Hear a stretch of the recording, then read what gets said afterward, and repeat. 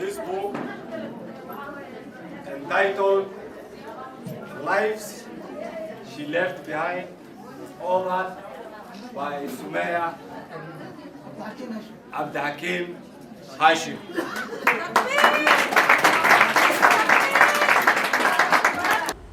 Today I stand before you with immense pride, gratitude, and emotions as we celebrate a remarkable young woman, my dear niece Sumeya, and the launch of her very first book, The Lives She Left Behind.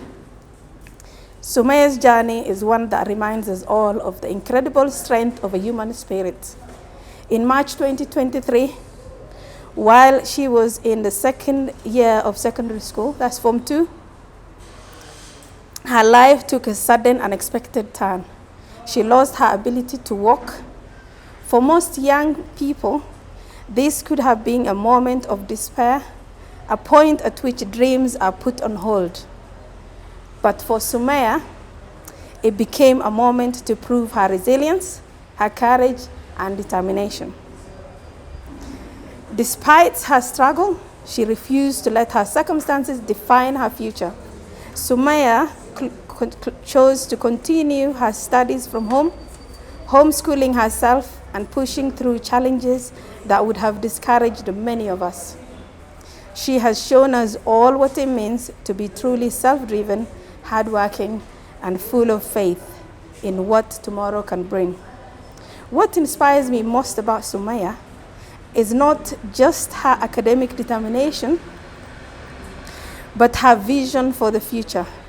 She dreams of pursuing medicine, specializing in neurosurgery, a path that demands brilliance, commitment, and unshakable will.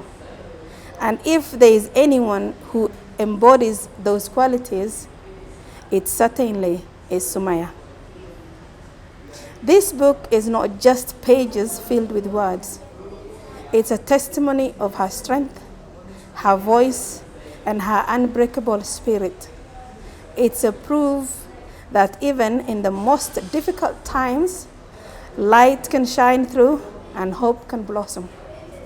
Sumeya, we are all so proud of you.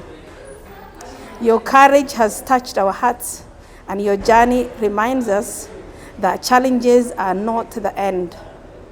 They are often the beginning of something greater. Ladies and gentlemen, please join me in celebrating this incredible milestone. Let us uplift Sumeya, honor her resilience, and support the dreams she continues to build. Leila Hashim, thank you. My name is Taqiyya Hassan, and I'm here to present a poem about Sumeya and her first book. A tale of words, so fine and bright, Sumeya's first book, a wondrous sight.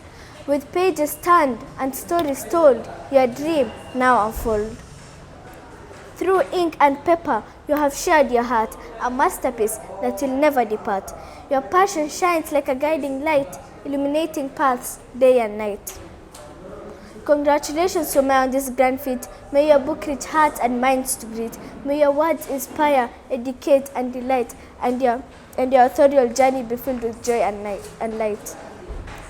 Here's to many more stories yet to come. From your pen, a river of wisdom will flow, forever to run. Cheers to your success, dear Sumeya. May it grow, and your first book be just the beginning of a literary glow. Shukran. This is my debut book, but it's more than pages and ink. It's a fragment of my heart, stitched together with the voices of people who have carried quiet pain, fought silent battles, and kept going even when the world didn't notice. It didn't start with a big cinematic idea. It began in a still moment, filled with more questions than answers.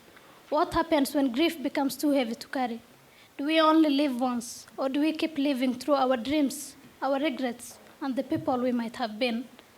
My protagonist jumps with the intention of ending her life, but instead of death, she wakes up in 6 lives.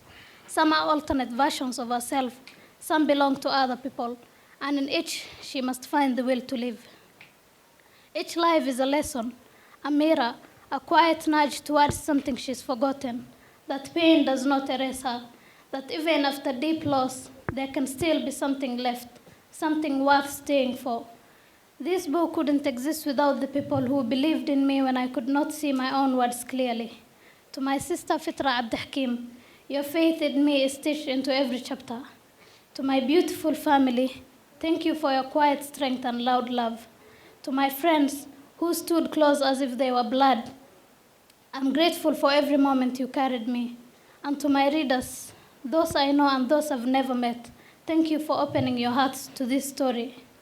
I wrote this as a reminder, even in silence there is poetry. Even in the lives we leave behind there is meaning. And in the one we are still living, there is hope. Thank you for being here. Thank you for reading. And thank you most of all for reminding me that stories still matter. Just gone through the page 1. I'm sure you might not be having the book. But in one page, Sumeya has probably summarized what life is all about. And allow me to go through it. And she says the book is dedicated to my family, the soil I come from,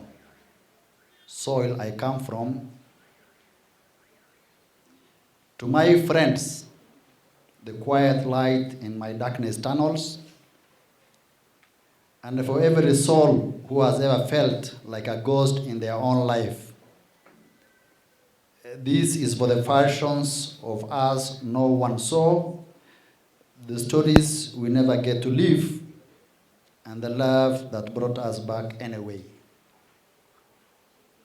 So in this first page, these few sentences, Sumeya has talked about the family. She has talked about the soil from which we originate.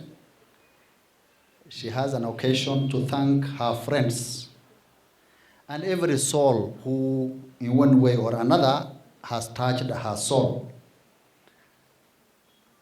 And she also reflects on the quiet moments that we don't talk about. She says, this is the version of us no one knew, the stories we never get to live.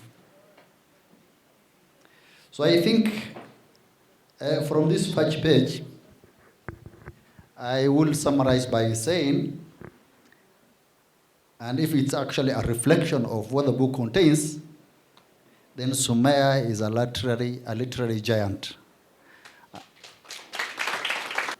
I'm very excited and honored to be here today in your midst. Very proud again to be among young girls who are our aspiring leaders for tomorrow. Please clap for yourselves, all the girls here and all the boys who support the girls here.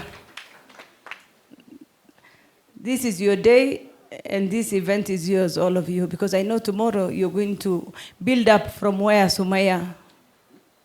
You've set the standards high.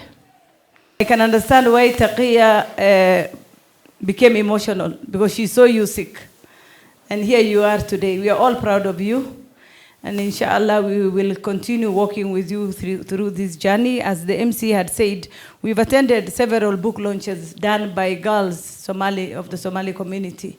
And that's a good step. We only read books. We never dreamt of becoming authors. But in you, we see the future of our girls.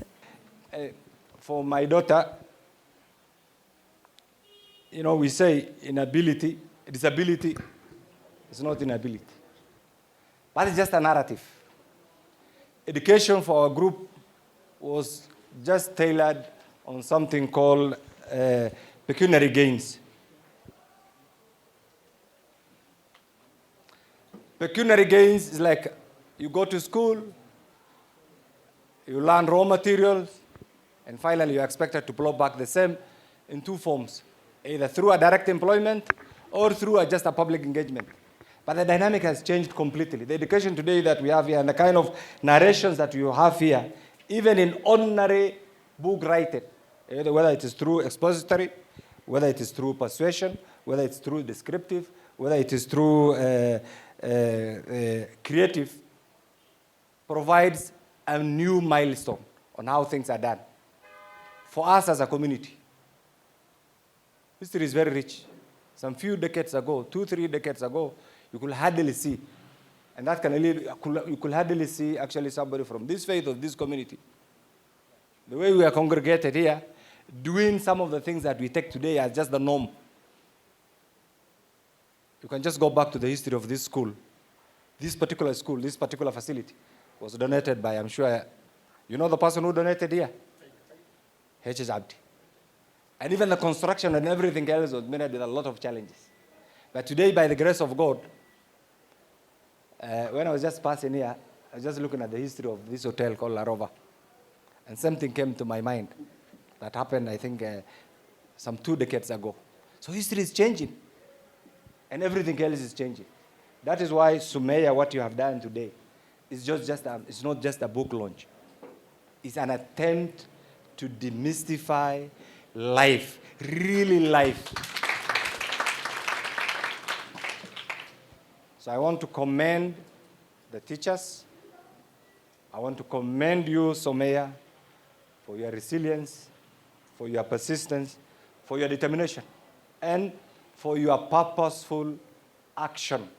Because without commitment, this will not have happened. I also want to commend the family, because ordinarily, and I'll be very practical on this, in our culture, the issue of culture is very challenging. I want to commend the father, the mother, and the entire extended family, because ordinarily, girls go through challenging life in their journey towards whatever they do. That's the true picture of our society.